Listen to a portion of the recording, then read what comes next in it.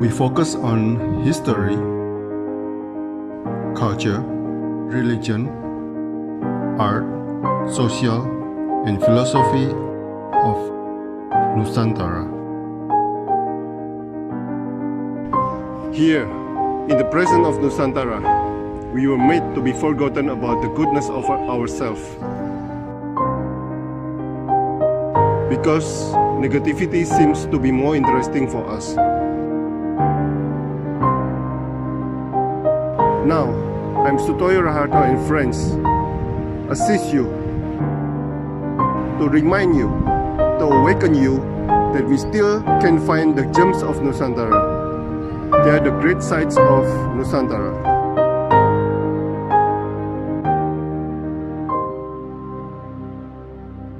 Saya juga punya kawan, Pak, seniman dari Malaysia. Dia sukses itu juga saya lihat menjelang sudah usia lanjut ya, Pak ya. Oh. Kehidupan dia juga menurut saya juga cukup absurd, Pak. Karena apa, dia ceritakan dulu dia itu ya dihina oleh keluarganya, apalagi istrinya sangat cantik. Seniman kan kadang-kadang pintar milih istri ya, Pak. Iya. Nah, dia katakan, bagaimana bisa orang secantik kamu milih orang kumuh nggak jelas gitu. Itu menjadi sakit hati seorang istri dan kawan saya, Pak ya. Di sela-sela kehidupan yang gamang, akhirnya dia memilih jalan hidup dengan berbagi ilmu kepada anak-anak yatim, Pak. Atau anak-anak jalanan. Iya. Ternyata nampaknya di sana dia menemukan jati dirinya, Pak. Apa, Pak? Dia menemukan jati dirinya, Pak. Tentang berkeseniannya, yaitu apa? Ternyata di antara anak-anak jalanan, kemudian di panti asuhan itu dia menemukan ibu-ibu yang banyak sekali sosialita, Pak. Sampai akhirnya dia diundang di televisi, maka muncullah dia dan maka mulailah lukisannya laku. dan akhirnya dia bisa menyewa studio di Menara Kembar itu, Pak. Wow. Bahkan akhirnya dia juga sempat juara di Jepang ya, Pak ya. Dan saya bersyukur dia lebih dari 29 negara selalu diundang berkaitan tentang kesenian dia gitu, Pak. Wow. Itu dia cerita ke saya, Wali, tahu kamu harusnya kalau saya kuratorin tuh sehari bayar 30 juta kan. Saya tinggal di kamu 10 hari katanya. Free, Pak. Dia tiket pun bayar sendiri, Pak. Saya ngasih paling ya tempat tinggal ya, Pak ya. Kemudian saya ajak obrol. Nah, itulah kehidupan seniman yang kadang-kadang menurut saya gila, Pak ya. Jadi kalau sudah kita berkenalan baik atau menjadi kawan baik itu kadang-kadang tidak berpikir tentang uang, Pak. Yaitu saling mendukung, itu yang saya lihat. Iya. Saya bisa berkenalan itu waktu saya pertama kali menjadi ketua pelaksana pameran internasional di Galeri Nasional, Pak. Itu saya punya ide karena saya ingin menjembatani kawan-kawan saya seniman yang menurut saya belum beruntung ya, Pak ya. Ada yang sudah 40 tahun, 30 tahun, 25 tahun belum pernah bisa pameran, Pak. Oh, benar. Memang begitu, Pak ya? Iya, karena sulitnya, Pak, karena ada kuratorisasi segala macam, Pak, kan. Untuk bisa masuk ke sebuah galeri itu nggak mudah, Pak. Tapi ya saya mungkin ya itulah, Pak ya. Kehidupan saya yang aneh-aneh itulah, Pak, mungkin ada jalan terus gitu. Saya waktu itu bikin proposal disuruh nunggu 2 tahun, Pak. Paling cepat 1 tahun. Ternyata 3 bulan saya diberi kesempatan yang tadinya mau di gedung C atau D menjadi gedung utama, Pak.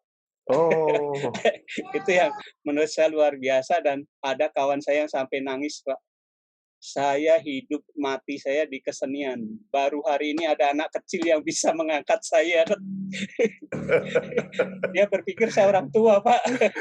Saya udah kakek-kakek gitu. Ternyata saya masih, ya waktu itu meskipun 40-an tahun dianggap masih belia gitu. Nah, itu, Pak. Oke, saya mulai ya, Pak ya. Oh ya, baik. Oke. Selamat pagi, Pak Warli Haryana. Iya, Pak. Selamat pagi, Bapak.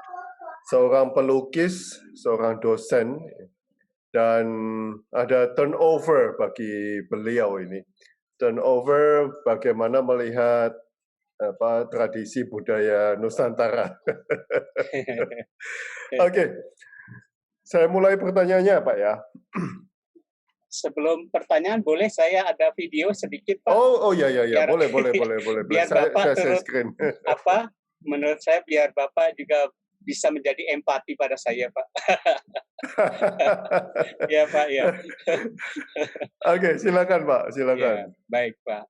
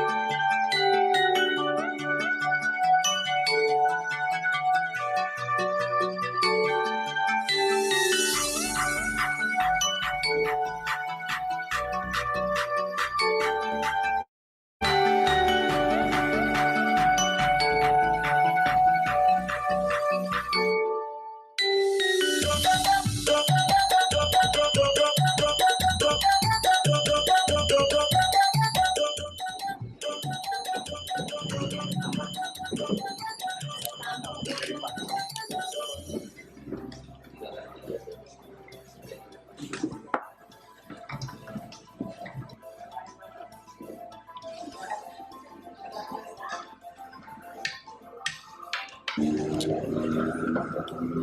akan sama-sama saksikan.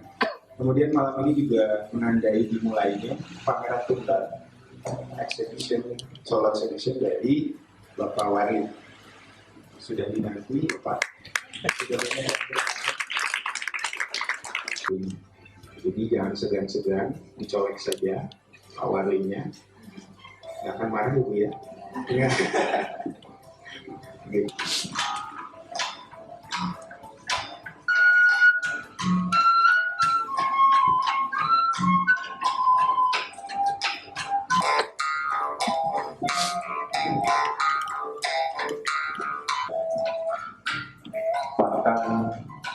Lamat-lamat terdengar suara diri kata Paman Dobla.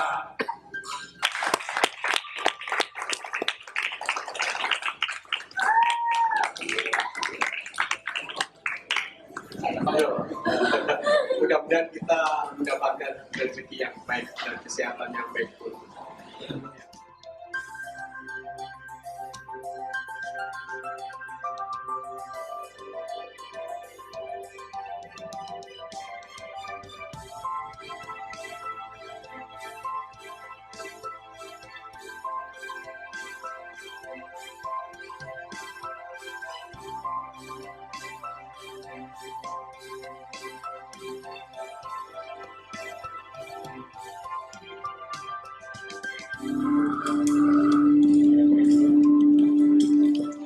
Saya informasikan kembali soal exhibition Bapak Wali Mariana akan dilakukan selama 1 minggu dimulai pada hari ini hingga nanti tanggal 21 Desember 2020.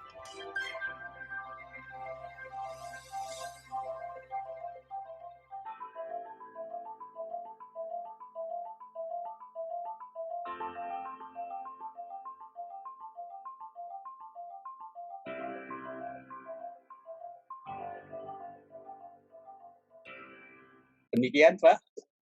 Oh. Video singkat kami. Kapan itu, Pak? Terima kasih.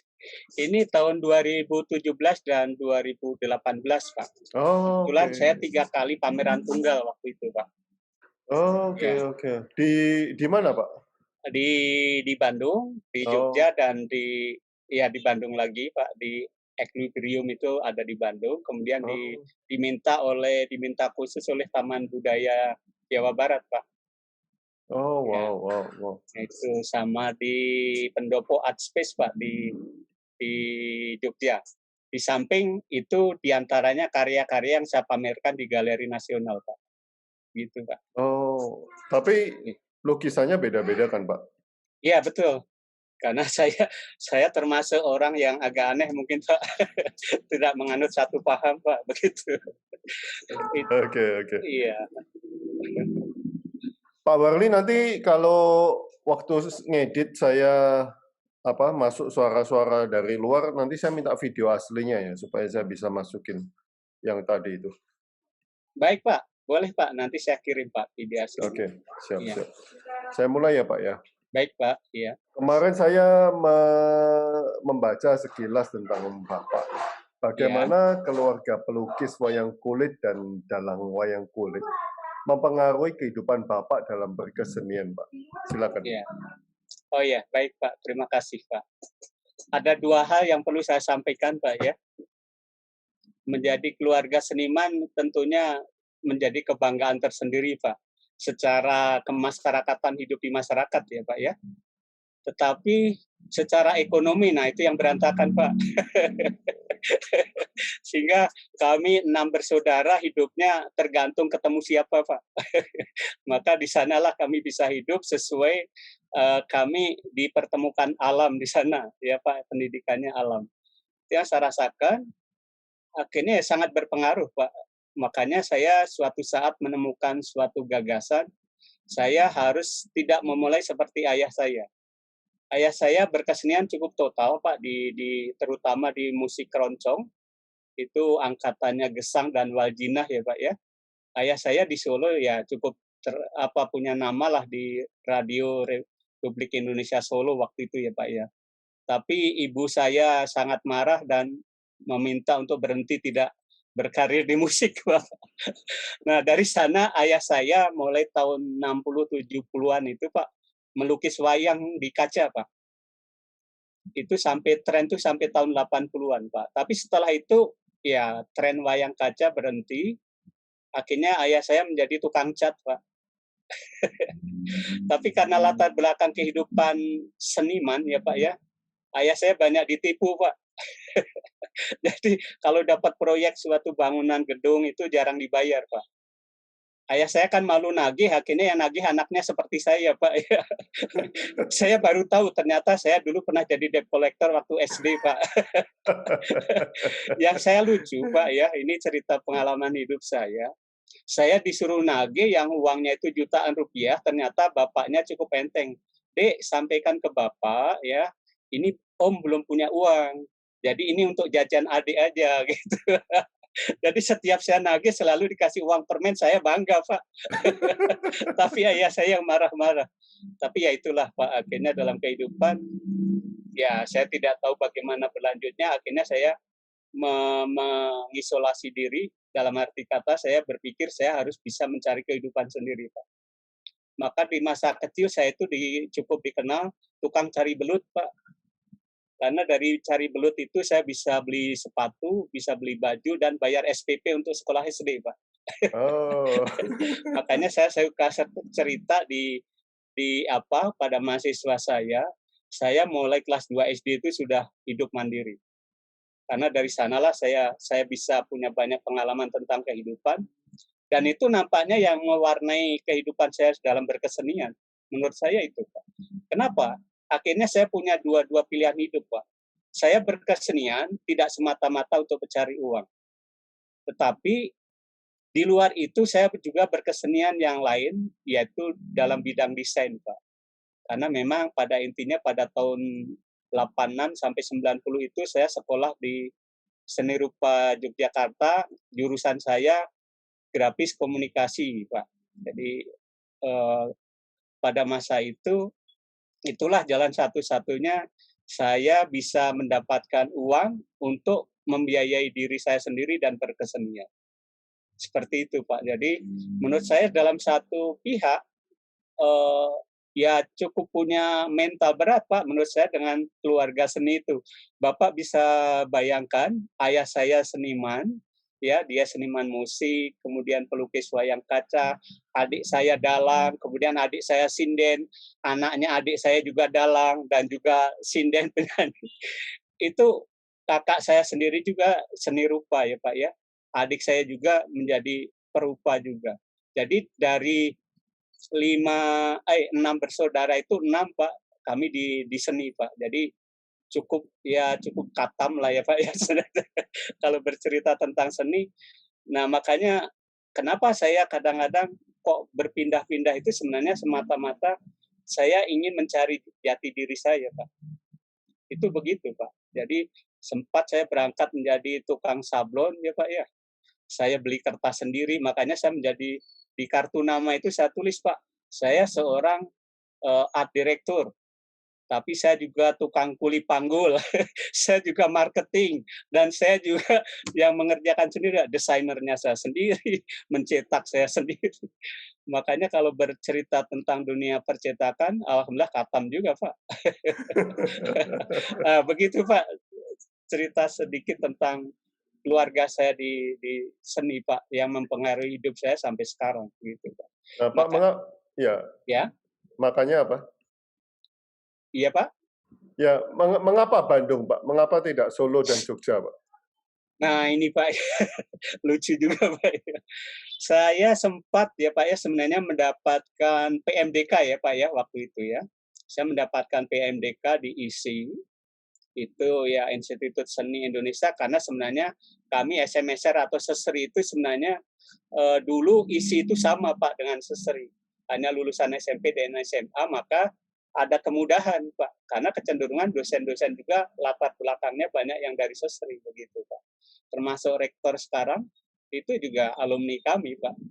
Makanya begitu saya pameran di Jogja juga ada kemudahan Pak untuk beliau berkenan membuka. Nah itulah Pak jaringan. Nah saya waktu itu ada Ibu Tri Marjuki ya Pak ya. Beliau itu salah satu keluarga di keraton yang cukup dekat dengan saya. Membisikkan kepada saya, Wali, kamu harus ketemu Ibu. Begitu ketemu, beliau sampaikan, Wali, saya sarankan kamu pilih ke UPI atau dulu itu IKIP, Pak. Di seni rupa itu. Saya nanya, kenapa Bu? Tidak di Jogja aja. Kan Solo dekat dengan Jogja. Kamu harus tahu, kamu kan ilmu Jogja sudah dapat. Nah, di Bandung kamu belum dapat. Di sana itu ada dua seniman besar, Pak. Pak Popo Iskandar dan Pak Barli Kasta Samita. Begitu, Pak. Nah, di kepala saya, wah, terbelalak lagi, Pak. Kemudian saya waktu itu juga menanyakan, Pak, ya, Bu, tapi kan di situ IKIP, Bu. Saya orang seni, nggak paham tentang pendidikan, gitu. Nah, kata beliau, justru dari IKIP itu kamu bisa ngomong, kata saya. Akhirnya saya pulang waktu itu, ya Pak, ya, di kos, saya bercerita pada teman-teman saya. Teman saya mengiyakan, Pak. Kata dia, kalau kamu di ISI atau di ITB atau IKJ gitu, kamu itu percuma bersaing dengan para orang ganteng-ganteng, kamu nggak akan kebagian cewek. Karena di seni rupa waktu itu berbeda sekarang, Pak ya. Di kampus saya sekarang wanita lebih banyak daripada pria, Pak. Pada masa iya, pada masa saya, Pak, wanita itu mungkin hanya ada satu diperebutkan 30-50 orang, Pak. Nah, kemudian kawan saya seloroh gitu. Kamu nanti akan dapat jodoh tuh di IKIP, banyak gadis-gadis cantik, apalagi mojang priangan gitu. Ya salah satunya saya bisa berbicara mungkin Pak ya. Kedua, mimpi kedua memperbaiki nasib Pak, mungkin itu. Begitu Pak Sutoyo. Wah, iya. Pak. Iya Pak. Ya.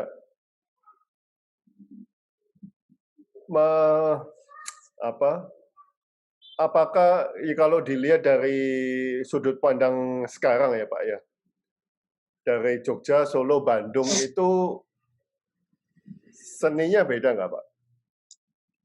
Ya kalau saya di awal-awal cukup jauh berbeda ya Pak ya. Karena memang kalau di Solo, Jogja kan mengadopsi lebih ke tradisi ya Pak ya, lebih ke kelokalan budaya. Sementara waktu di Bandung saya juga agak kaget Pak, karena mengadopsi lebih ke kemodernan, Pak. Ya saya melihat memang tokoh-tokoh seni rupa ITB kan memang diberangkatkan belajar dari Eropa ya Pak ya. Contohnya Pak Adi Pirus, Pak Setiawan Sabana, itu kan diberangkatkan untuk belajar ke Eropa maupun ke Amerika, sehingga bahkan ke Jepang ya Pak ya. Jadi menurut saya ya idiom-idiom itu yang dibawa ke Bandung Pak ya. Dan apalagi Bandung memang menjadi menurut saya ya kota metropolitan kedua setelah Jakarta, Pak. Saya juga sempat kelimpungan, Pak, dulu. Karena saya berkarya realis itu tidak laku, Pak. Seperti itu, Pak. Tapi mulai sekarang, Pak, sudah mulai ada perubahan. Bahkan banyak para penggiat-penggiat perupa Bandung itu yang membuat karya-karya realis maupun naturalis ya Pak ya. Bahkan sebenarnya di Bandung sendiri itu ada suatu kampung tertentu ya Pak ya, salah satu kampung yang disebut Kampung Petani itu di Jelekong Pak. Di sana itu masyarakatnya membuat lukisan naturalis Pak, karya pemandangan. Makanya bisa dikatakan Moi Indie zaman dulu ya Pak ya. Indonesia Molek itu saya melihat seniman-seniman naturalis itu dari Bandung Pak. Itu yang akhirnya juga mulai diangkat Pak ya oleh para perupa-perupa dari Bandung ini Pak. Karena apapun alasannya berkesenian itu kan ekspresi jiwa ya Pak ya. Kan tanpa ada embel-embel apakah modern atau tidak. Menurut saya juga demikian Pak. Yang pasti berkesenian menurut saya itu adalah sesuatu gagasan menghasilkan sesuatu yang bermanfaat untuk orang lain. Itu bagi saya ya Pak ya, berkesenian itu begitu Pak. Tanpa memikirkan mediumnya apa, apakah digital, manual, menggunakan kanvas atau tidak, menggunakan batu atau apa, itu tergantung cara pemikir atau konsepnya sang pengkarya tadi Pak. Begitu Pak Setia. Nah, Bapak kan sekarang di Bandung, anak-anak juga di Bandung, Pak. Iya betul Pak. Ya. Kalau dari sudut orang Bandung sekarang ini, apakah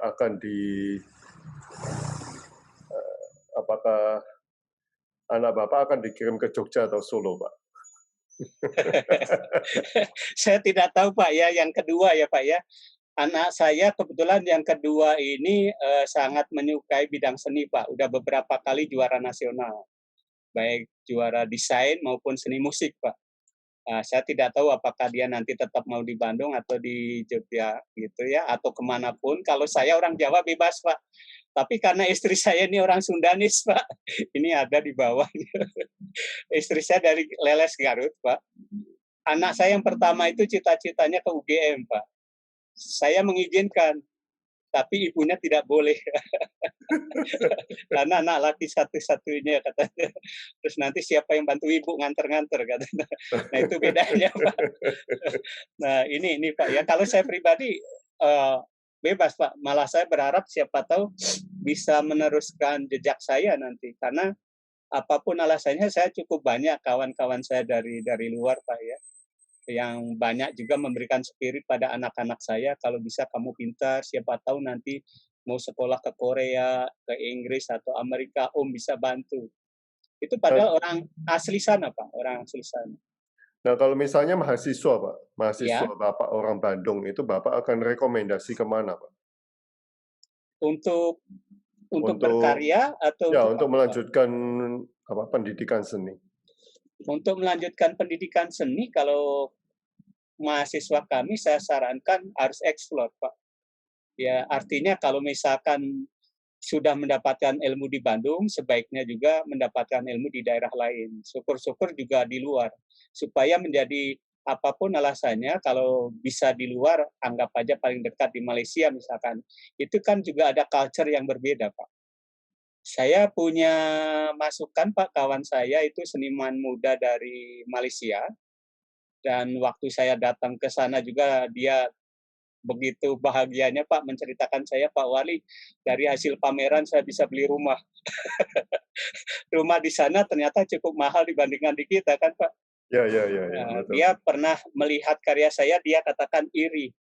Pak Wali berkarya abstrak, ekspresif maupun berkarya tradisi tetap saja nampak Indonesianya. Tapi saya nggak nampak Pak, bagaimana supaya saya punya chemistry itu katanya. Ini jadi ternyata dia juga merasakan ada sesuatu kekurangan Pak. Yang dia katakan kenapa dia akhirnya sering ke rumah saya itu untuk menambah inspirasi dia di dalam betul. Karya, saya juga ada teman pelukis ya. Pak. Ya. Katanya di Malaysia nggak dapat inspirasi, harus ke Indonesia. Betul Pak. Iya. Dan itu salah satunya Pak Yusuf Gajah kenapa mau jadi kurator saya dan free Pak. Karena dia mengatakan saya bisa berkesenian itu berkat orang-orang Indonesia katanya. Itu salah satu. Iya. Katanya teman saya sudah tidak ada budaya tradisi lagi di sana. Jadi tidak rosonya udah hilang katanya. Ya memang betul Pak, saya hanya tinggal selama 10 hari juga sudah merasakan Pak ya.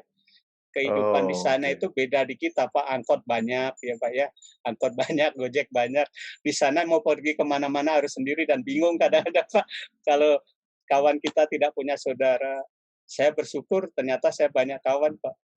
Jadi saya datang itu seolah-olah digilir, hari ini siapa, besok siapa. Jadi mudah Pak, itu.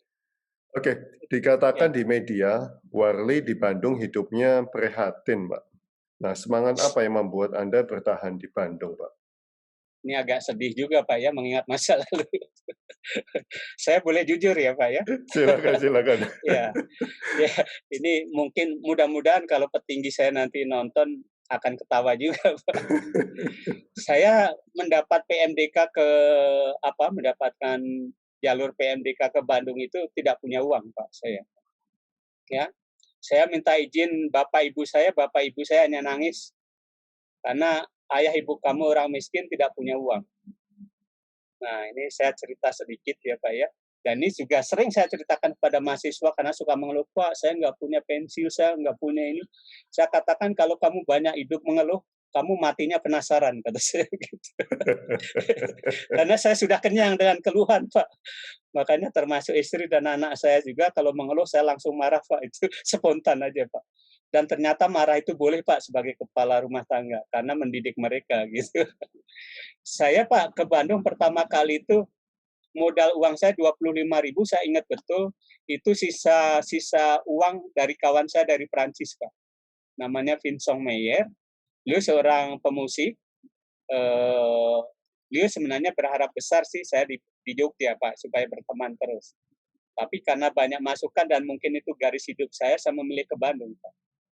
Bapak ibu saya nangis, saya disuruh ke kakak saya yang pertama di Bogor, Pak. Mohon maaf kalau panjang ya Pak ya. Nggak apa-apa. Saya kasih 2 jam ini. Baik, terima kasih Pak. Nah, ini biar si anak saya, istri saya juga tahu Pak nantinya. Karena tidak sering saya ceritakan yang detail gini. Saya berpikir Pak, sampai di Bogor itu, apa pesan bapak saya langsung dikasih uang dan diantar ke Bandung Pak.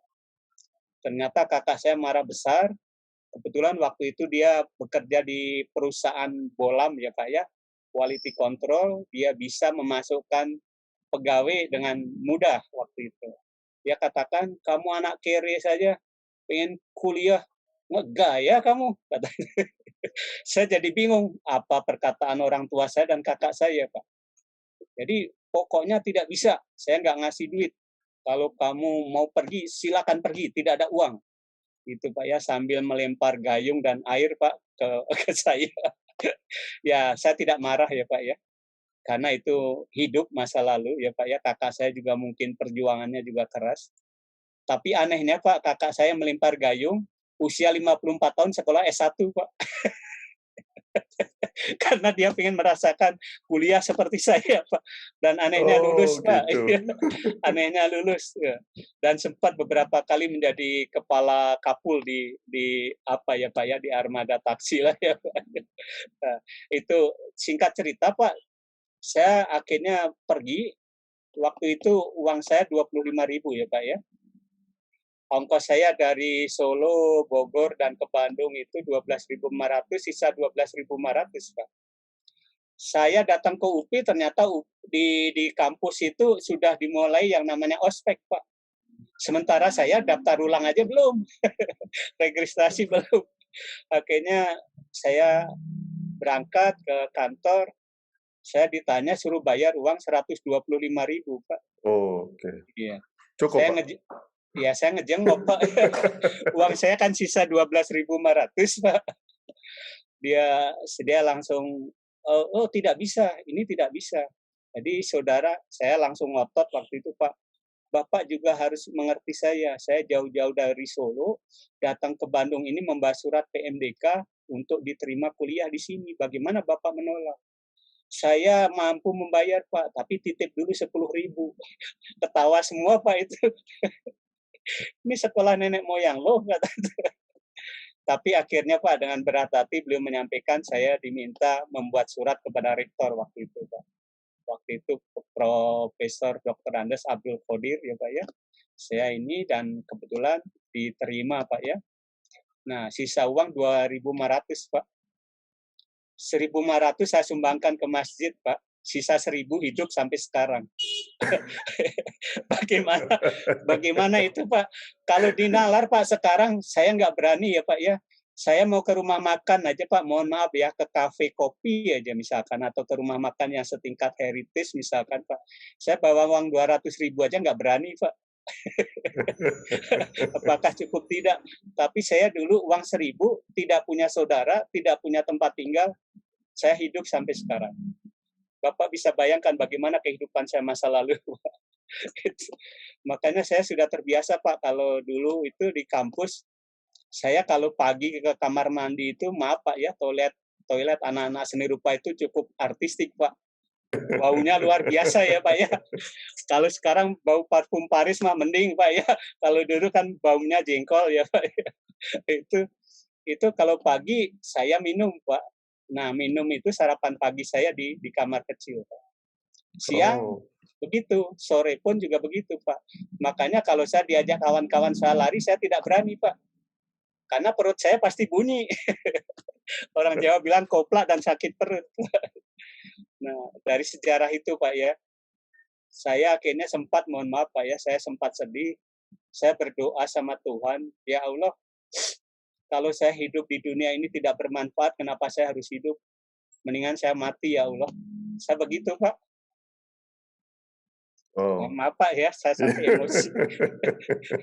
Tapi ternyata Allah itu menampar muka saya, Pak. Justru saya di saat sedih itu seperti ada mimpi ya, Pak ya. Ada seorang kakek-kakek, apakah itu sungguh-sungguh atau mimpi, saya tidak tahu. Yang dia katakan, nak, kenapa kamu bersedih? Dah kakek mah ini kamu terus gitu. Nah dari sana saya bangkit, Pak ya. Saya bangkit. Terus suatu saat ini ending klimak bahagianya Pak ya, kenapa saya akhirnya di Bandung gitu ya. Waktu itu saya kan terbiasa begadang Pak. Jam 12 malam itu saya suka telepon koin ya dulu ya Pak ya. Iya betul. Telepon koin dan saya makan Indomie Pak gitu ya. Tapi di saat saya ke telepon umum itu ada seorang ibu-ibu muda ya Pak ya, gadis muda lah ya. Saya lihat baru pengantin baru lah ya. Dia dari Jakarta, dia nangis Pak, nelpon tuh nangis. Ternyata nampaknya suaminya itu calon perwira yang lagi sekolah Pak, angkatan darat di Secapal gitu ya. Saya tidak tahu namanya dan saya juga tidak mau tahu namanya siapa karena bagi saya berbuat baik itu kan tidak perlu diceritakan ya Pak ya. Nah, itu saya tanya, Mbak, kenapa Mbak menangis? Dia katakan, suami saya kan baru menikah, suami saya ternyata tidak boleh pesiar, karena ada tugas. Itu jam 12 malam, Pak. Terus saya juga mau langsung pulang ke Jakarta, nggak punya duit lagi. Itu mengingatkan saya, Pak, itu. Saya sendiri sama, gitu. Saya aja pernah jalan kaki dari Jakarta Bogor, Pak. Wow. Dari kampung Cililitan, kampung Rambutan, sampai ke Cibinong itu saya jalan kaki Pak tengah malam. Dengan begitu saya langsung bilang, Mbak, kalau Mbak percaya, Mbak tidur aja di kosan saya. Besok pagi baru pulang karena ini tengah malam, bahaya kalau Mbak percaya saya. Saya mahasiswa Mbak, percaya aja saya. Akhirnya tengah malam saya silakan tidur di kamar saya Pak. Kemudian saya tidur ikut kawan saya yang laki-laki ya Pak ya. Cuma pagi itu gempar Pak. Warli yang orangnya pendiam, yang suka stres merenung, tiba-tiba berani bawa cewek, katanya Pak. Itu sesuatu hal yang lucu Pak ya. Padahal saya menolong orang, tapi ya itulah hidup Pak ya. Akhirnya saya waktu itu sudah pagi, saya bangunkan Mbak itu, saya belikan nasi kuning, waktu itu masih Rp50 ya Pak ya nasi kuning. Dan uang saya sisa 5.000 Pak. Waktu itu 5.000 cukup ke Jakarta, Pak. Saya katakan, Mbak, sarapan, dan mohon maaf, saya hanya punya uang 5.000, tidak lebih. Oh, cukup, Dek. Nggak apa-apa, terima kasih banyak. Cukup. Itu saya kasihkan, Pak. Hanya selang beberapa minggu Pak, itu kayaknya saya kesamber geledek Pak. Tiba-tiba saya mendapatkan pekerjaan dari seorang perwira tinggi di Angkatan Darat Pak. Yang notabene saya tidak tahu Pak dari mana itu. Jadi tiba-tiba saya dipanggil orang yang pernah membuat gambar ya Pak ya, membuat desain pada saya. Suatu saat saya dipanggil, Warli, kamu datang ke rumah Bapak. Karena suatu saat pernah beliau itu menyampaikan pada saya, kamu itu punya bakat, punya keahlian, mahasiswa, tapi tidak bisa hidup. Kamu orang bodoh katanya. Kemudian katakan lagi, kamu orang Jawa lagi. Saya waktu itu sempat menyampaikan ke beliau, Pak, jangan begitu, saya tidak punya modal. Kata dia, bakat kamu itu modal. Kuliah kamu itu modal. Nah, nampaknya di situ Pak ya, mungkin mulainya Allah mengetes saya mungkin Pak. Saya dengan uang 5.000 yang notabene sudah nggak punya uang lagi, ternyata saya diberikan rezeki Pak. Jadi saya mendapatkan uang yang berlipat-lipat Pak, karena pada saat itu dalam 1 bulan itu belum tentu Pak saya megang uang 100.000. 50.000 aja juga belum tentu Pak, tapi tiba-tiba saya memegang jutaan rupiah Pak. Wow. Karena saya diminta membuat baliho ya Pak ya. Kalau di Bandung itu, kalau di Jogja itu baliho atau poster raksasa Pak, yang ukurannya waktu itu 40 triplek Pak. Oh wow. Wah itu prestasi yang besar. Yang lucu lagi Pak, di saat saya diminta bikin proposal saya tidak bisa. Wali, ini ada proyek gede buat kamu. Apa yang Bapak janjikan harus kamu penuhi katanya. Kamu kan minta proyek, saya kasih proyek ini. Ini tes kamu pertama. Kalau kamu lulus berarti kamu hebat. Akhirnya bikin proposal. Saya bingung, Pak, proposal itu apa? Waduh, beliau bingung Pak ya. Saya ingat betul waktu itu beliau masih kolonel ya Pak ya. Akhirnya beliau, ya udah, kamu bawa pensil nggak? Tidak Pak. Nah, oleh staf beliau ajudan dia, ambil bolpen, ambil kertas. Kamu tulis katanya. Iya Pak, kamu kalau menggambar pakai apa? Yang mudah triplek Pak, karena saya terbiasa menggunakan cat tembok begitu ya Pak. Ya udah, harga triplek berapa? Tidak tahu Pak. Wah, kamu masa stres katanya. Udah sekarang pulang, kamu tanya cat tembok berapa, triplek berapa, kuas berapa. Begitu Pak ya. Besoknya saya datang, saya sampaikan nilainya sekian juta, baru ditanya, nah sekarang kamu dengan 40 triplek ini butuh berapa orang? Saya katakan 20 orang Pak supaya cepat. Oke, kamu minta duit berapa untuk ini katanya. Saya nggak ngerti Pak. Nah, bingung lagi Pak. Akhirnya saya ditanya lagi Pak. Coba kamu hitung, kamu makan sehari berapa? Saya waktu itu bingung juga Pak ya, makan nggak jelas gitu. Kadang makan, kadang tidak. Jangan bingung, tulis saja sekali makan berapa katanya. Ya, akhirnya waktu itu sekian lah ya Pak ya, sekian ribu dalam sehari. Wah, tulis. Teman-teman kamu tulis, cuma dibedakan. Kamu mah 3 kalinya, teman-teman kamu 1 kalinya katanya. Sudah itu Pak, besok saya disuruh nulis, saya menghadap lagi, para ajudannya dikumpulkan Pak. Kalian lihat, ini anak muda yang brilian, pandai membuat proposal. Dari sana saya bingung Pak. Ini Bapak yang membuat, beliau yang memberi pekerjaan, dan saya yang diaku Pak, yang disuruh mengaku, saya yang membuat gitu.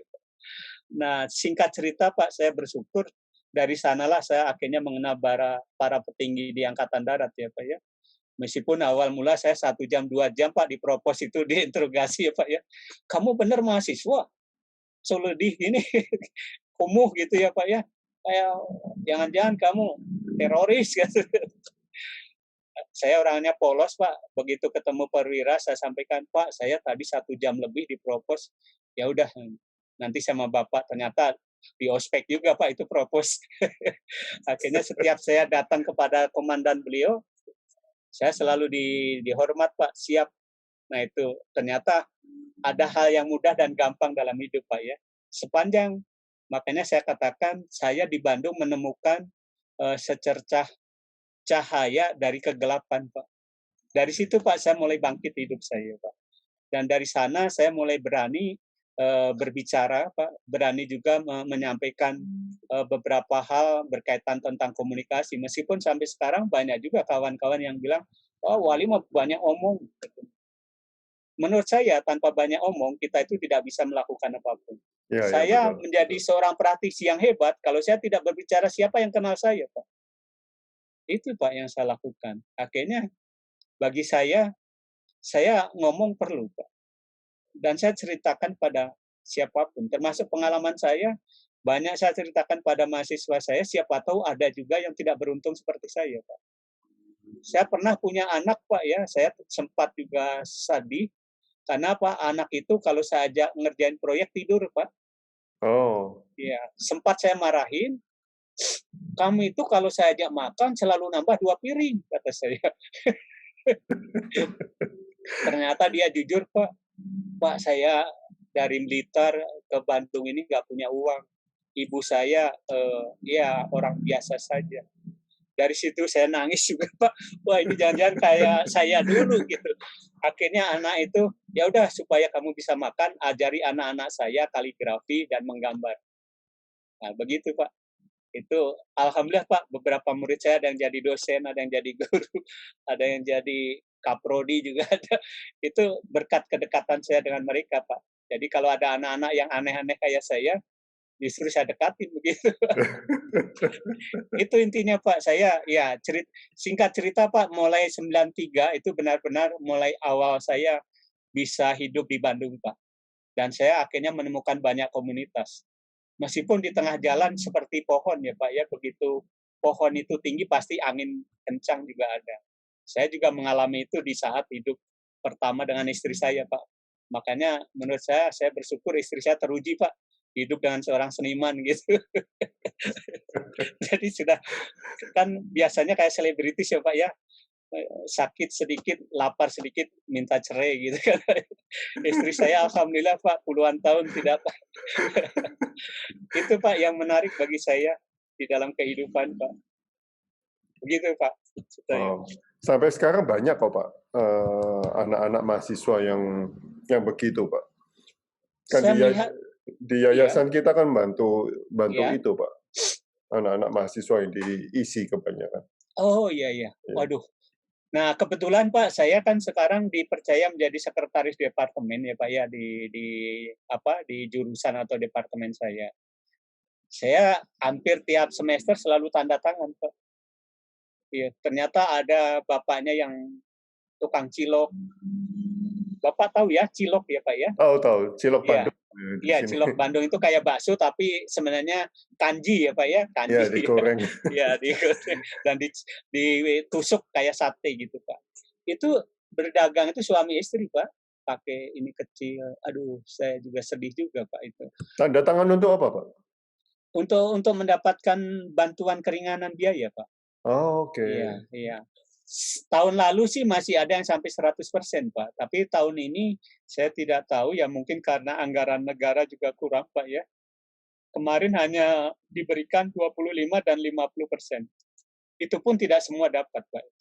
Saya juga memilih yang memang benar-benar tidak mampu, dan saya lihat, saya telepon orang tuanya dan memang dia benar. Bahkan saya juga sering kadang-kadang kalau saya punya proyek itu misalkan ada desain cover buku, atau misalkan membuat sepatu ya, Pak, ya, sepatu lukis, atau misalkan saya ngajar, itu kadang-kadang kan banyak juga SMK atau perguruan tinggi lain yang menawarkan. Kalau yang SMK saya bisa bawa anak-anak yang S1 ya, Pak, ya, untuk mewakili saya gitu, Pak. Awal mula saya masuk mungkin sekali 2 kali, setelah itu SK-nya langsung SK dia, Pak. Gitu. Hanya prasyarat kebanyakan para sekolah meminta, tapi Pak Wali mohon maaf, jika sewaktu-waktu Bapak kami butuhkan, saya katakan insya Allah siap. Bahkan kalau anak kami kurang baik, tolong kabari saya. Saya juga suka berusaha membantu dengan semampu saya, Pak, ya. Atau saya kan juga seringkali waktu beberapa tahun ke belakang itu saya aktif di beberapa entrepreneur sebenarnya, Pak, ya. Saya ya tadi, Pak, seniman tuh kadang-kadang menurut saya tidak hanya melukis, berimajinasi, Pak. Di olahraga segala macam saya juga bisa berimajinasi gitu. Ternyata ada juga yang nyangkol dan memberikan biaya, Pak. kepuasan pribadi saya untuk bermanfaat banyak orang, Pak. Karena ternyata saya mengadopsi dari banyak orang juga, menjadi seniman itu mudah, Pak. Yang susah itu menjadi seniman yang bermanfaat. Nah itu, Pak. Iya. Dibutuhkan orang gila, Pak, untuk menjadi bermanfaat, Pak. Mohon maaf bahasa saya kasar gitu. Gak apa-apa, Pak, gak apa-apa. Iya, Nah, iya. sebelum Bapak mempunyai pemikiran kekayaan budaya lokal perlu menginternasional, Pak Warli sangat menyanjung hasil seni luar negeri katanya. Nah, Iya. bagaimana ini kisahnya? Kisah baliknya ini, Pak. Silakan. Iya. Ya, secara nyata, Pak ya, saya sampai detik ini juga masih menyukai film-film Hollywood ya, Pak ya. Terutama kayak film-film mafia ya, Pak ya. Robert De Niro gitu ya, Al Pacino, kemudian Don gitu, kayak Italiano seperti itu. Karena saya melihat di sana bagaimana bisa ya disebut Godfather. Artinya dia itu kan sebenarnya penjahat, tetapi ternyata seorang penjahat sekalipun punya prinsip hidup, Pak. Tidak boleh menyelingkuhi istri orang, artinya istri teman, kan begitu Pak ya. Tidak boleh mengambil harta kawan, dan tidak boleh membunuh pimpinan kita dari belakang. Nah, itu menurut saya prinsip-prinsip hidup yang menarik dalam kemasan hidup, dan itu yang saya rasakan pengalaman hidup pertama di Bandung, Pak. Karena menurut saya hidup itu seperti mafia, Pak. Karena kadang-kadang banyak individualis. Di Bandung menurut saya juga termasuk kota besar ya Pak ya. Jadi saya agak kaget tuh berbeda Pak. Waktu saya kos di Jogja Pak ya. Saya di kos di Jogja itu waktu ditanya, "Nak Warli kapan bayar kos?" "Mohon maaf Ibu, saya belum dapat weselan." Padahal tidak pernah diweselin Pak. Gitu ya. Tapi dengan begitu beliau, "Oh ya, nanti saya doakan, sampaikan ke Bapak Ibu ya, saya doakan mudah-mudahan dilancarkan rezekinya." Sudah begitu Pak, beliau bawa nasi dan sayur Pak. Bahkan ayam gitu ya. Saya ingat betul itu Pak. Saya di Bandung tidak menemukan itu Pak. Jadi kalau saya tinggal uang kosnya ternyata terlambat, ya siap-siap diusir Pak. Karena saya melihat ya kehidupan keuangan di Bandung itu berputar lebih cepat Pak. Bukan, saya tidak menyalahkan masyarakatnya, tapi karena memang kehidupan perputaran uang itu lebih cepat. Kalau di Solo ada, nanti aja kalau itu nggak ada, itu semacam itu Pak. Nah itu yang mempengaruhi kehidupan saya dalam berkesenian Pak ya. Pak Warli, Pada waktu itu karena saya anak muda Pak ya, maka saya mencari karya-karya gaya-gaya barat begitu Pak. Oke. Nah, Iya. Iya Bapak. barusan putus soalnya. Oh iya. Ya. Nah, turning point-nya kapan, Pak? Titik baliknya kapan, Pak? Anda menyukai seni tradisi, Pak? Serius sekali ya Pak ya. Sebenarnya dari awal saya sudah menyukai tradisi Pak. Tapi saya benar-benar serius sekali itu mulai tahun 2014 Pak. Dan saya ikrarkan mulai 2016 saya semenjak pameran di Galeri Nasional Pak. Saya punya misi besar karena apa yang saya lakukan Pak. Saya berkesenian dan mengadopsi ala modern.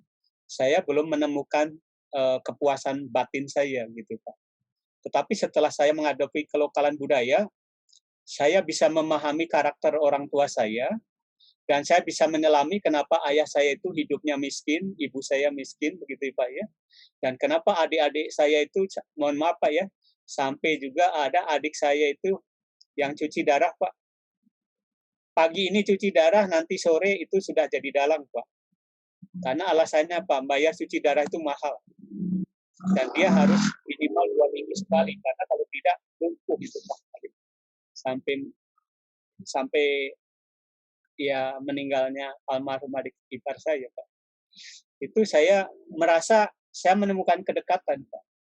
Artinya apa Pak? Sebenarnya budaya bagi saya, budaya itu jati diri kita Pak. Saya menangkap Pak setelah saya alamati Pak ya, kenapa wayang itu perlu, dan kenapa wayang itu bisa bertahan ratusan tahun. Saya lihat Pak, karena dalam unsur wayang itu ada simbiosis mutualisme Pak. Saya lihat ada lingkaran kehidupan di sana. Sambil contoh Pak ya, sapi atau kerbau yang dijadikan ternak begitu disembelih, tidak ada yang terbuang Pak. Kulitnya dijadikan wayang. Kemudian yang menyungging atau yang menata wayang siapa? Masyarakat kita, Pak.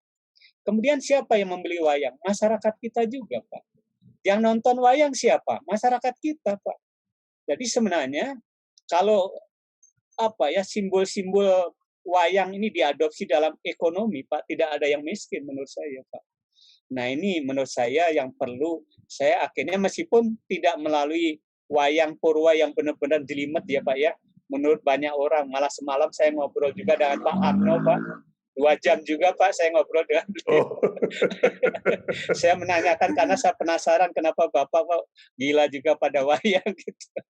Ternyata memiliki hati nurani yang sama mungkin. Nah itu Pak yang melatar belakangi saya menyadari wayang itu perlu.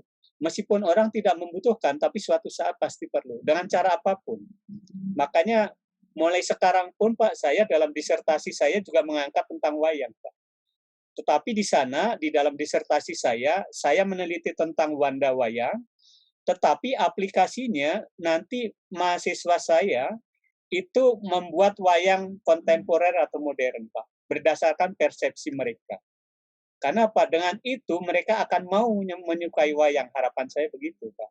Sehingga yang saya tangkap juga, Pak, saya juga banyak tamu, sering saya kasih lukisan saya yang menurut saya bagus, modern banget gitu Pak ya. Dia katakan, I'm sorry Mr. Wali, saya butuh karya Mr. Wali yang mengingatkan saya pernah di Indonesia. Kata orang Jawa mah, mati aku ini. Saya sempat Pak ketemu orang Korea ya, saya ajak ngomong bahasa Inggris tidak mau.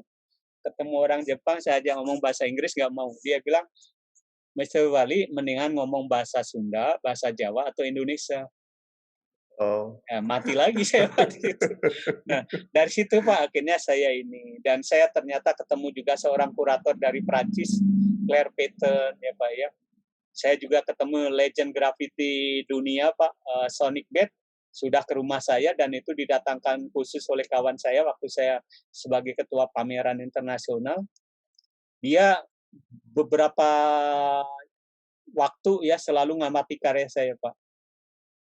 Katanya your painting is crazy katanya. Kata dia saya tidak mungkin bisa membuat ini. Saya katakan you legendnya dunia kata saya. Masa tidak bisa? Nah artinya makanya saya katakan karya seni itu tergantung siapa yang menemukan kita dan kita berkomunikasi dengan siapa. Maka karya kita pasti akan bermanfaat, tapi di tempat yang benar. Nah, menurut saya dalam berkesenian, kita ini orang Indonesia. Kenapa tidak berani menunjukkan jati diri kita orang Indonesia? Bapak bisa lihat ya, laptop orang Jepang, di sana ada huruf kanji, meskipun ada juga huruf universal, begitu Pak. Sementara huruf Jawa mulai banyak yang hilang, Pak. Maka dalam pameran saya, Pak, pertama kali yang saya taruh di depan gerbang utama itu adalah huruf Jawa, Pak. Jika Bapak berkenan nanti bisa saya tunjukkan. Di situ saya memaknai tentang kehidupan. Gitu Pak. Begitu Pak kisahnya tentang karya modern menuju local wisdom begitu Pak. Hampir sama dengan cerita saya juga itu. Aduh, terima kasih banyak Pak. Tersanjung nih saya. Ya. Nah Pak, alasannya apa Pak tadi tentang kemiskinan itu Pak? Iya Bapak. Alasannya tadi mengapa Pak? Tentang kemiskinan itu loh. Bapak kan tadi mengatakan saya lebih tahu mengapa kok orang tua saya miskin gitu loh. Oh iya, yang saya pahami Pak, ternyata hidup berkesenian apabila kita itu terlalu idealis, menjunjung tinggi tentang fine art ya Pak ya, kesenimanan murni, maka saya sarankan jangan menikah Pak. Karena seorang seniman sebenarnya kalau hanya sekedar makan itu pasti bisa Pak. Saya tidak punya rokok, saya datang ke Bapak, kayaknya diberi rokok Pak. Kalau Bapak kawan saya gitu ya, meskipun Bapak ngedumel pun pasti ngasih rokok lah Pak ya. Kopi pun kadang-kadang secangkir bisa berdua Pak. Nah itu yang saya artikan, maka kalau menjadi keluarga yang miskin, jangan miskin ide Pak. maka harus membuat loncatan. Artinya apa? Kita menjadi pelaku budayawan di Indonesia ini kan tidak didukung negara secara penuh ya Pak ya. Di Indonesia lebih banyak kemandirian Pak ya, kepedulian masyarakatnya atau sang senimannya. Maka saya katakan saya sangat salut dan hebat bagi kawan-kawan saya yang hidupnya berkesenian murni Pak. Nah, sementara saya melakukan dua titik arah, yaitu saya berkesenian ada dua, applied art dan fine art. Yaitu applied art saya mencari uang, di mana uang itu untuk menghidupi saya dan keluarga saya dan berkesenian saya. Seperti itu, Pak. Itu yang saya tangkap tentang kemiskinan, artinya apa? Masyarakat jangan merasa terlena dengan karena saya miskin, maka saya diam.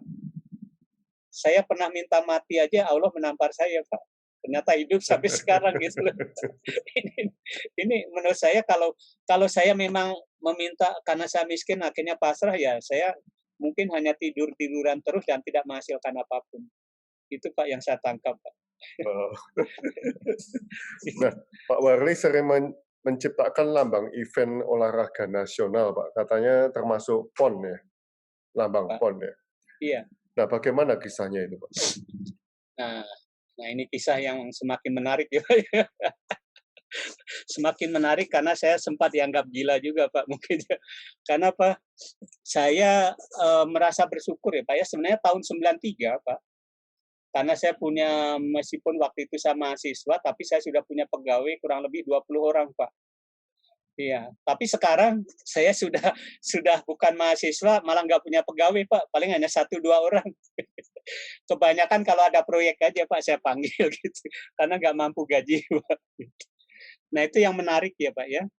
Saya pada tahun 2009 Pak, sampai 2014 itu dipercaya oleh negara menjadi sekretaris umum PT Messi Jawa Barat Pak. Karena hobi saya itu gara-garanya tahun 93, Pak, pegawai saya ngajak pingpong, Pak. Ngajak pingpong di Lembang, Jayagiri. Saya bilang, saya seniman, nggak pernah olahraga. Rugi, kata saya. Ternyata, Pak, jangan begitu, Pak. Bapak harus sehat. Kalau Bapak sehat, kan saya juga senang. Ya, olahraga apa? Pingpong, Pak. Ya, saya ingat, Pak, waktu SD pernah main pingpong. Ya, akhirnya saya mau saja, ya, Pak. Ya. Nah, tanpa disadari, Pak, ternyata di Lembang itu ada Pak Teguh ya Pak ya, kalau nggak salah beliau itu Ketua Real Estate Indonesia Pak. Dan beliau itu sering ke Lembang di Karmel. Saya ternyata diajak beliau main pingpong Pak. Yang aneh Pak, waktu game 21 itu saya paling dapat 2 maksimal 5 Pak ya. Tapi karena ketekunan saya akhirnya saya bisa kalah menang lah Pak ya, rame. Bahkan beliau tidak mau ngaku kalah Pak. Kalau sudah 2-2 atau udah 1-1 beliau, oh Warli Bapak capek sudah. Karena apa? Takut nanti masternya luntur Pak. Akhirnya beliau menyampaikan supaya saya main ke KONI Pak ya. Nah di KONI itu saya diminta menghubungi mencari Pak Rahmat. Pak Rahmat itu salah satu tokoh tenis meja Jawa Barat Pak. Dan beliau juga salah satu tokoh pariwisata di Indonesia, juga sesepuh di Sekolah Tinggi NHI Pak ya, perhotelan di Bandung. Nah, di sana saya agak kaget Pak, ternyata pingpong yang saya merasa saya sudah jago Pak. Sampai di KONI itu Pak, saya hanya disuruh cari 2 Pak. Oleh atlet Jabar itu, gamenya 2-1, tapi saya sudah dikasih angka 19 Pak. Dan anehnya nggak pernah menang Pak. Nah dari sana Pak, saya makin keranjingan tentang pingpong. Saya 1 minggu itu nggak pernah pingpong Pak, kecuali tidur Pak. Jadi Senin sampai Senin lagi, saya selalu olahraga pingpong. Ya, pendek kata akhirnya saya banyak kenal atlet dan akhirnya saya juga minimal meskipun tidak bagus, tapi saya menguasai pingpong ternyata seperti seni Pak. Bahkan akhirnya saya diberi kepercayaan untuk menjadi sekkum tadi Pak. Dari sanalah saya akhirnya bisa mempersatukan banyak petinggi Pak yang berkaitan tentang ide-ide gagasan. Yang pernah saya garap itu Wali Kota Cup, bahkan dimulai dari RT RW gitu ya Pak ya. Wali Kota Cup, Gubernur Cup. Kemudian saya di Polri itu Pak belum pernah ada namanya turnamen tenis meja Pak ya, nasional oleh Kapolri. Dan suatu saat saya dipercaya Pak oleh Kapolri Pak Timur Pradopo untuk menyelenggarakan itu Pak. Itu sesuatu hal luar biasa Pak. Kenapa itu menarik Pak? Karena di sana Pak, ternyata di olahraga itu tidak dipahami kawan-kawan saya Pak. Saya memahami ternyata begitu saya memegang event-event nasional, di sana kan ada logo Pak. Ya, betul. Di sana ada kaos Pak. Di kaos itu kan kita kan harus mendesain sendiri Pak. Kita desain sendiri, logonya kita desain sendiri. Siapa lagi Pak kalau bukan saya? Saya kan paling jago Pak. Kalau pingpong boleh kalah Pak, ngedesain dengan atlet saya pasti lebih jago. Nah itu ya Pak ya, dan berkat ya mungkin ilmu dari orang tua ya Pak ya, dengan adanya ilmu kebudayaan yang harus tahu tata krama, etika, sopan santun, kejujuran, disiplin.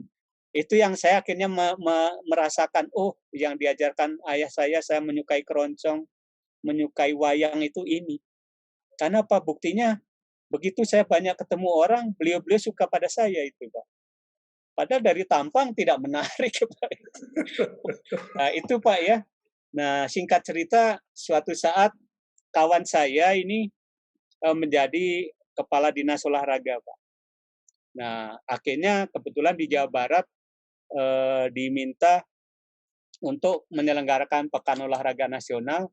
Waktu itu saya diminta begini Pak Wali tolong buatkan logo dan maskot. Saya memberanikan diri Pak kepada para pemimpin di Jawa Barat. Bapak kalau berkenan saya sih suka uang Pak.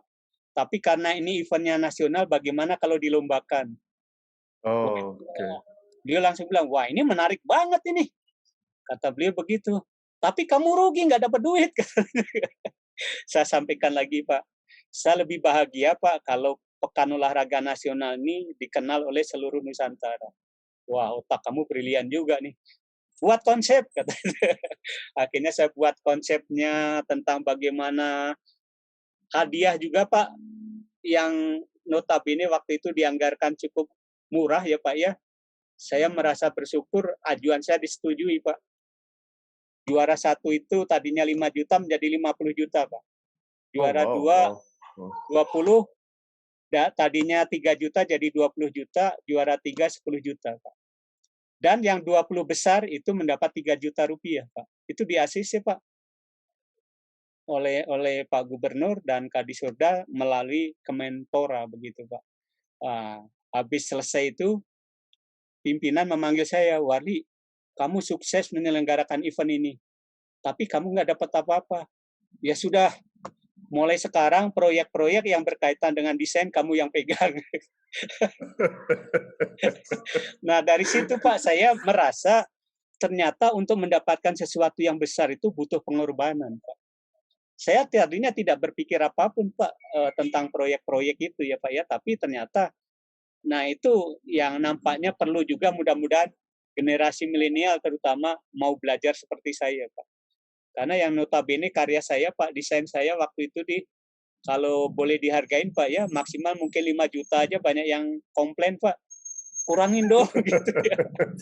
Tapi pada saat itu alhamdulillah Pak, nolnya nambah lah Pak ya. Bahkan saya bisa bangun rumah, beli tanah gitu.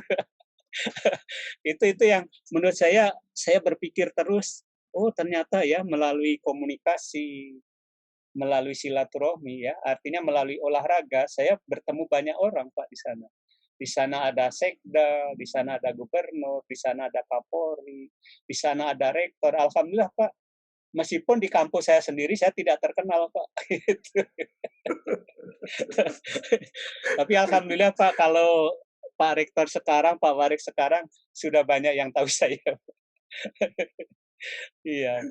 Biasanya begitu Pak. Gajah di kelopak mata nggak terlihat ya. Iya itu Pak. Itu saya ada Pak ya data-data saya, kalau Bapak berkenan nanti saya kirim ke Bapak atau WA atau di-share-kan, saya juga bisa beberapa contoh teman-teman yang mempengaruhi saya Pak, ada. Boleh Pak. Nah untuk Pak Warli yang juga menjadi dosen, pesan apa yang dilontarkan ke para mahasiswa untuk mencintai budaya negeri kita sendiri, Pak. Oh iya. Nah ini Pak yang sering kali dilupakan generasi muda menurut saya Pak ya. Sering Pak ya, ada juga ya Pak ya beberapa pendidik atau praktisi ya Pak ya, kalau berkaitan teknologi selalu mengatakan, Pak Wali, sudah kuno itu alat, begitu Pak. Harusnya kayak saya dong, gitu ya. Alat saya itu buahnya enak gitu ya Pak ya. Kalau apel kan menarik ya Pak ya. Dan kalau untuk presentasi juga berani sombong lah Pak gitu. Dibuka. Kalau merek lain kan saya tutup stiker Pak ya atau foto saya. Nah, saya sering memberikan masukan kepada mahasiswa saya, Pak. Anda jangan lupa, Anda itu berpikir dari kecil tetapi menjadi besar. Jangan berpikir besar tapi memaksakan diri. Sambil contoh tadi Pak ya. Kalau kita sudah berpikir tentang brand, yang terjadi itu pemaksaan diri, Pak. Menurut saya, brand yang menarik itu adalah brand kemampuan kita. Gitu. Saya pernah disinggung tentang penggunaan, misalkan saya menggunakan suatu software tertentu yang dianggap software office ya Pak ya. Wah Pak Wali mah nggak gaul, nggak menarik. Oh, dia mah kuno. Harusnya software itu yang begini dong, ini yang baru namanya desainer. Saya katakan, kalau kita hidup di Jakarta mungkin menggunakan Apple tepat.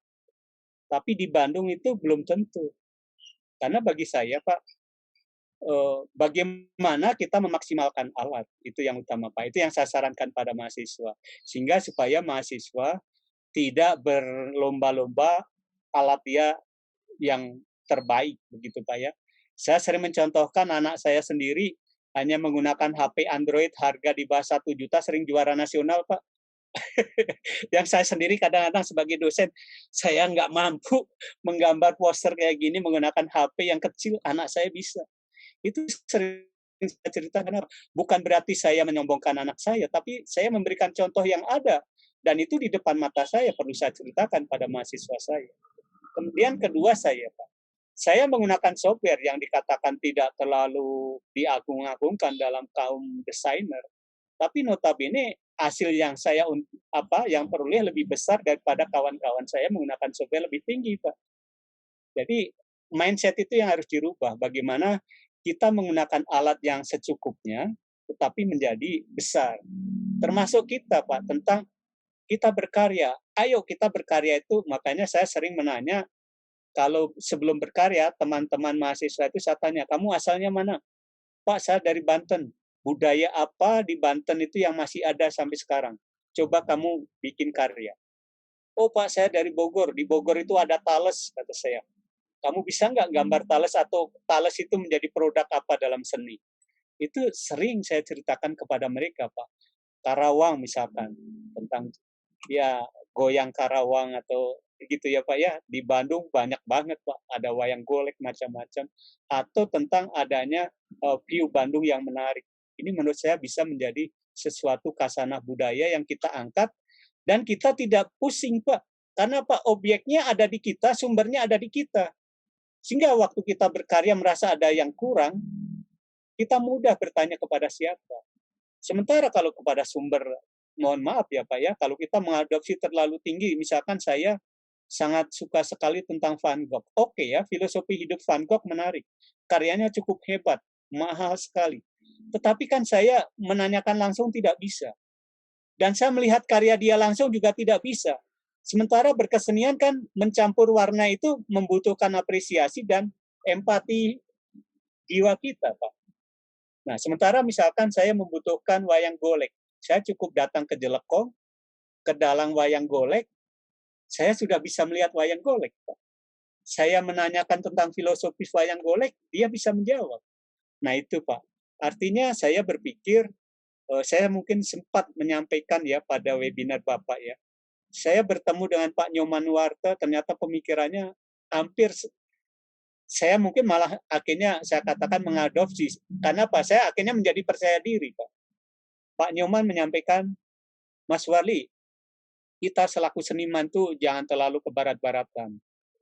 Alangkah menariknya, kita menggali potensi budaya kita menuju go internasional. Mas Wali lihat kan, Bapak sampai sekarang bisa berkarya, dan apakah karya Bapak yang tradisi itu murah? Apakah karya Pak Nyoman murah, Pak? Menurut Pak Sutoyo murah atau tidak, Pak? Mungkin menurut Bapak murah ya, tapi bagi saya itu adalah mimpi besar, Pak. Nah, dari sana, Pak, oh iya ya, segala, apakah karya-karya Pak Nyoman tidak menggunakan teknologi? Teknologi semua, Pak. Beliau menggunakan teknologi, bahkan orang-orang kimia, orang arsitek, orang-orang tukang las, tentang besi, tentang segala macam, itu dipadukan dengan para seniman, Pak. Menghasilkan karya adiluhung menurut saya. Nah, akhirnya ya, kenapa kita harus menanamkan tentang kelokalan budaya itu penting? Saya pikir kalau semua orang bisa mengadopsi, kita bercerita jangan sampai begini, Pak. Kita ini jago nih, saya tahu tentang sepak bola Liverpool. Tapi begitu ditanya satu persatu, dia lahir di mana, saya nggak bisa jawab, Pak. Gitu kan. Mendingan saya menggarap wayang tentang yang saya pahami. Saya menggarap, misalkan saya bercerita tentang musik keroncong, ya paling tidak saya tahu, karena apa, puluhan tahun saya hidup dengan pemusik keroncong. Gitu. Tentang wayang, saya puluhan tahun juga saya nongkrongin kakak adik saya untuk bermain wayang, ya Pak ya. Saya tahu sinden, ya Pak ya. Bahkan saya ikut menikmati makanannya dalang, makanannya sinden. Itu saya bisa akhirnya saya punya emosi di sana, Pak. Saya bisa bercerita tentang kekaryaan saya, dan mudah-mudahan itu yang disebut, makanya karya Pak Wali itu sederhana, tapi ada aura. Ya karena saya tidak semata-mata asal berkarya, tetapi berdasarkan penyerapan hati nurani saya dan penjiwaan saya, Pak. Kalau orang mengatakan karya kamu jelek, itu bukan urusan saya, Pak. Kemudian Pak Wali, kenapa karya kamu tekniknya macam-macam, gonta-ganti? Saya tidak gonta-ganti, saya sebagai pendidik. Masa saya bercerita tentang cat air, cat minyak, komputer, digital, printing outdoor, printing indoor, printing tekstil, printing kertas, sementara saya tidak melakukan. Bagaimana? Ini kan konyol, Pak. Nah itu, Pak ya. Makanya di satu sisi, kenapa saya menyelipkan teknik? Karena saya tidak lupa, saya ini seorang, selain praktisi, ya saya pendidik, Pak. Saya belum berani, Pak, menyampaikan saya seniman, karena belum bermanfaat banyak untuk orang lain, Pak. Begitu, Pak Sutoyo. Teman-teman ada yang mau bertanya? Mungkin istrinya sendiri, Pak, mau bertanya. Boleh, Pak. Ini. Halo, Ibu. Aduh. Kisah hidupnya keren. Semoga Pak Warli dan keluarga sehat selalu, katanya Pak Rizky. Aduh, terima kasih. Ibu mau bertanya, kata Pak Sutoyo, ini permintaan khusus, Ibu. Soal kamera. Sudah banyak tahu, Bapak. Mungkin ada yang belum tahu. Kameranya dinyalain, Bu. Kameranya nyalain. Aduh. Ya, ini istri saya, Pak. Yang paling keren, Pak. Nah, itu karya saya, Pak, di belakang itu. Apa itu? Itu tentang kuda kepang, ya Pak ya. Oh, oke. Ini saya menyelenting tentang para pejabat tinggi yang tidak mau melihat ke bawah. Sanepan lah ya Pak ya, orang Jawa bilang sanepan. Ya, itu Pak. Nah makanya ini istri saya termasuk heran Pak, waktu saya bisa beli mobil Pak. Oh. Mobil sudah 1 minggu di rumah, istri masih bertanya Pak, kapan mobil dikembalikan? Karena tidak percaya Pak, kita bisa beli mobil Pak. Meskipun mobil butut ya Pak ya, gitu. Luar biasa. Kemarin ngobrol sama Pak Hangno, udah Pak? Iya, tadi malam Pak. Oh, tadi malam. Iya, okay. Saya pertama menanyakan tentang bagaimana dia berkarya, terus kedua saya menanyakan tentang konsep kekaryaannya, sumbernya dari mana Pak. Ternyata saya telusuri terus, beliau itu sebenarnya ahli budaya ya Pak ya. Jadi sebenarnya Mas Wali, saya bisa berkarya ini bukan dari buku, tapi karena komunitas budaya yang menginspirasi saya wujudkan dalam karya. Nah, malah semalam beliau memberi konsep yang trilogi Mencari Arjuna itu Pak. Ya, Pak Wali tolong baca. Kata saya, siap Pak. Dan Bapak saya jadikan narasumber tentang kebudayaan nanti. Begitu Pak. Tanpa disengaja 2 jam Pak. Loh kok bisa kenal Romo Doni juga? Romo Doni, nah ini juga dunia itu aneh ya Pak. Saya tidak tahu dari mana sumbernya ya Pak ya. Kelihatannya ada kawan saya yang peduli pada saya, memberikan link tentang Kagama Pak, alumni mahasiswa Gajah Mada. Nah, suatu saat saya mungkin karena saya itu orang pertama yang termasuk bertanya berkaitan tentang wayang, pematerinya menyampaikan, wah kalau udah ngomong Wanda ini sulit ini katanya. Akhirnya saya sering diundang terus Pak oleh beliau. Kapan-kapan harus ke rumahnya, katanya punya wayang sampai puluhan Pak, puluhan box Iya, Pak. katanya. Betul, betul Pak. Mudah-mudahan Pak Sutoyo nanti juga berkenan Pak, karena saya pernah seloroh, Pak Doni apakah berkenan mengundang saya untuk pameran? Harus katanya. Mudah-mudahan nanti Pak kalau sudah mulai normal saya bisa pameran di museum beliau Pak. Bukan di museum Pak, simpenannya yang lebih banyak di rumah katanya. Di rumahnya ya? Oh, di rumahnya katanya. Iya. Masih banyak yang belum dibuka katanya. Berarti saya bersyukur Pak, ini dari Bapak saya dapat referensi nih tentang wayang, tidak usah jauh-jauh. Dan koleksi bapaknya beliau ya. Iya, betul Pak. Iya, menurut saya Pak, wayang itu bisa ngobrol apapun Pak sebenarnya. Karena menurut saya juga sampai sekarang masih up to date. Banyak orang menyampaikan, Pak Wali, wayang itu kan adegannya hanya perang aja, apa untungnya? Saya melihat Pak, sebenarnya perang itu siapa yang membuat? Apakah di negara kita tidak perang? Mau pemilihan lurah aja perang? Tetangga satu dengan yang lain tidak akur, apalagi pemilihan presiden. Saya sama istri saya bisa bentrok, Pak. Nah, artinya dalam filosofis wayang itu yang ditangkap itu, kebenaran itu adalah milik orang-orang yang utama, Pak. Artinya apa? Kalau kita mau belajar dari wayang, maka perang Mahabharata itu tidak akan mungkin ada, Pak. Makanya kan disampaikan, Pak, bagaimana sih caranya supaya perang tidak ada? Ya sambil contoh, Pak. Ya ada yang menengahi. Siapa yang menengahi? Ada orang yang tidak punya kepentingan tentang politis, Pak. Sambil contoh di dalam perang Mahabharata itu kan perang yang maha dahsyat adalah perangnya Arjuna dengan kakaknya, Pak. Itu kan Karna ya, Pak ya. Basudewa Karna, Pak ya. Karena apa, Pak? Apabila perang Karna dan Arjuna itu terjadi, Pak, sesungguhnya dunia pewayangan sudah hancur lebur, Pak. Karena kan di sana dua-duanya memiliki ilmu kesaktian yang diberikan dewa dan ibarat kata antara matahari dan bulan, Pak. Itu disampaikan demikian, Pak. Siapa yang bisa menengahi? Arjuna. Disampaikan, saya tahu betul Anda ini adalah orang-orang sakti. Tetapi kalau kesaktian itu hanya untuk pamer, merugikan semua rakyat, apa yang diuntungkan? Itu Pak, itu makna yang saya tulis tentang diskusi, Pak. Diskusi tapi wajahnya merah semua. Di mana letak diskusinya, Pak? Tuh. Kemudian saya juga menggarap tentang tahta jingga, ya Pak ya. Tahta jingga bagi saya itu ya seperti keadaan sekarang, Pak. Siapapun yang menjadi pemimpin, bumerang, Pak. Karena di sana direbutkan pepesan kosong, Pak. Bahkan ibarat kata sudah banyak orang yang tidak percaya, Pak. Sehebat apapun pemimpin kita, kalau ada orang yang tidak percaya tidak berarti, Pak. Itu kan harusnya kita itu mengadopsi ilmu-ilmu bangsa lain yang notabene bisa maju, Pak. Mungkin boleh saat promosi ya, atau saat kampanye itu berantem ide. Tetapi begitu sang pemimpin sudah terpilih, semuanya mengikuti. Kalau bagi kita tidak setuju, ya saya mengikuti.